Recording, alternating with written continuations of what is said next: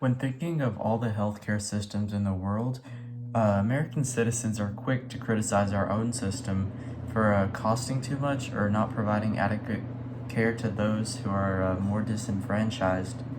However, rarely do we consider the realities of other healthcare systems in this world, especially the Latin American countries that sit right below us. So, how are our southern neighbors doing in terms of healthcare, and can they learn something from us in adapting our model? Well, that leads to the question, how can Latin American countries improve their healthcare systems? Well, the first thing that we must address when looking at this topic is the current circumstances in Latin America. Second, we can see that Latin American countries can improve access to health services. And lastly, that they must meet the threat of epidemics and chronic diseases. Well, first, we must look at the situation as we see it now, the status quo. NextAvenue.org from 2019 reports that the U.S. health insurance policy, a man named Diego Torreira canceled when he left the United States, covered him and his healthy wife with a $10,000 annual deductible. The premium was scheduled to increase $600 per month and would skyrocket to well over 1,000 months by the time of the article's writing. In Mexico, he received slightly better insurance, including coverage that actually extended 2 visits to the U.S., and that was only costing him about the equivalent of $200 per month. So, in the case of Diego, he actually was able to get a better healthcare plan in Mexico that was cheaper. Now, in terms of quality of care, this is more questionable. We obviously can't put the U.S., which is a leader in healthcare innovation, next to a South American country as impoverished as Mexico, but we know that at least his costs weren't nearly as high. Secondly, on this point, we can look at an article from healthworldwide.com as of December 2019.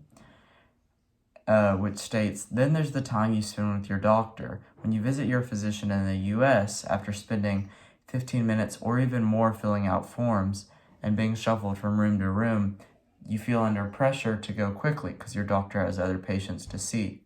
Now, does this happen in places like Mexico and Cuba? No.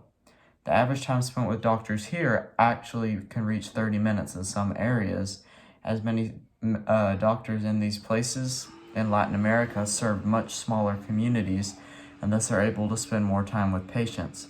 Another factor that contributes to this is in Mexico, on average, conditions have to become a lot more serious before you go in to see your doctor, instead of places like the U.S. where we can go in for minor things like shoulder pain. In these Latin American countries, it's only things that are really debilitating that cause people to go in to see their doctors. Also on this point, we see a Trading Economics article from 2018, which compares the doctors per capita. In the U.S., the average doctors per capita was about 270 for 100,000 people. In Mexico, it was slightly lower, about 250 for every 100,000 people. Now, Mexico isn't all of Latin America, granted, but it is a good representation of the region as a whole, and we can see that Mexico actually has less doctors per capita. However, an important thing to consider is that many of the so-called doctors in America are actually researchers and people that aren't going to be able to work on the front lines and treat citizens and their conditions. So those numbers, we can't really trust them. But it does show that Mexico doesn't have a shortage of doctors or anything. Second, we can see that Latin American countries can improve their access to health services. From WeForum 2020, since the 90s, the World Health Organization has urged countries in the region of Latin America towards universal healthcare coverage and insurance.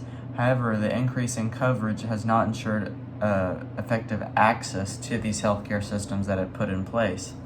Under universal health coverage, each citizen should be able to access the quality care that they deserve. However, approximately 30% of the population in Latin America and the Caribbean do not have access to health care for economic reasons, and and 21% do not seek care because of geographical barriers.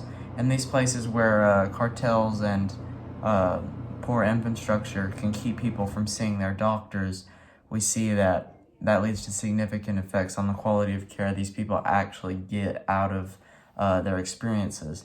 So before putting in any universal healthcare systems, we must first look and make sure that these people are actually going to be able to access these systems, or else everything that we put in place really isn't going to make a difference. And considering that 30% of the population, like I said, can't afford these systems, that just makes it clear that these methods need to become cheaper. And so promoting a way to get to your healthcare provider and making healthcare cheaper is both ways that we can improve access to healthcare services in Latin America. Now, lastly, they must meet the threat of epidemics and chronic non-communicable diseases. During the 20th century, the region has experienced health issues seen in many developing countries, with high levels of infectious diseases putting pressure on weak public health systems. Now, Latin American countries have advanced economically, along with the increased globalization. This has led to lifestyles changing. This has led to a burden of disease resulting from hypertension, diabetes, cancer, and obesity, which are all things common in these developed countries. So we must see that they must meet these non-communicable diseases before they address any other threats. So overall, after looking at the current situation, we can see that Latin American countries can improve access to these healthcare systems that they put in place, and that they must meet the threat of epidemics and non-communicable diseases, and then they can finally live up to their first world rivals in terms of healthcare. Thank you.